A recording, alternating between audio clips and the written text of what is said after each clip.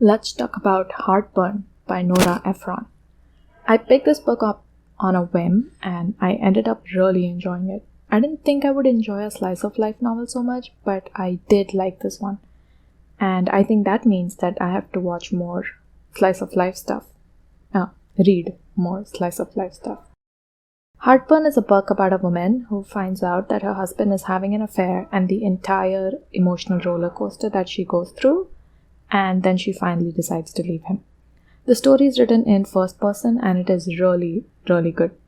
The book was tagged as a comedy, and though there were no laugh out loud moments for me, there are definitely places where I giggled a lot. I have to mention this now, but I actually heard the audiobook version of this, and the book was narrated by Meryl Streep, and honestly that was half the fun. The book was so well narrated that I was really drawn into it. Okay, so back to the story. So our main character Rachel finds out that her husband is cheating on her while she is 7 months pregnant with their second child.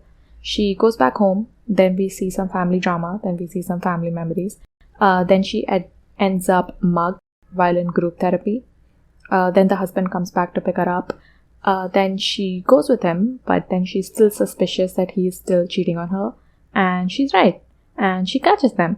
And when she catches them, is the same time that she also goes into labor, and then she delivers their second child. And after the delivery, she has some time to think and introspect, and then she decides to leave the husband. And the book ends there, with her deciding to leave and going back to her home state.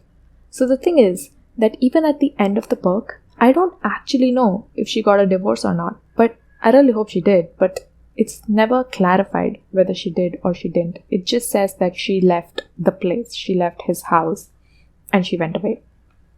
Anyway, there is a lot of drama and a lot of things happening, and that makes the story really fast. You will not get bored because there's always something happening. The internal monologues are also not drawn out, so that's also a good thing. Most books I read tend to get boring somewhere in the middle. I'm inclined to believe that that's just how books are, but I was pleasantly surprised with this one. There were a lot of things happening and a lot of emotions going haywire and a lot of internal monologues, and almost all of that was very fun. The only thing that I did not like in this book is that sometimes she will randomly start giving us food recipes. This is because the main character Rachel is a cook and she sells cookbooks, so it makes perfect sense for the character to do that.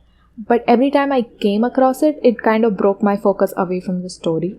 I had to skip a lot of recipes. They were very useless to me. I didn't like reading them, but that was the only problem I had with the whole book. Overall, I have to say that this was a short read.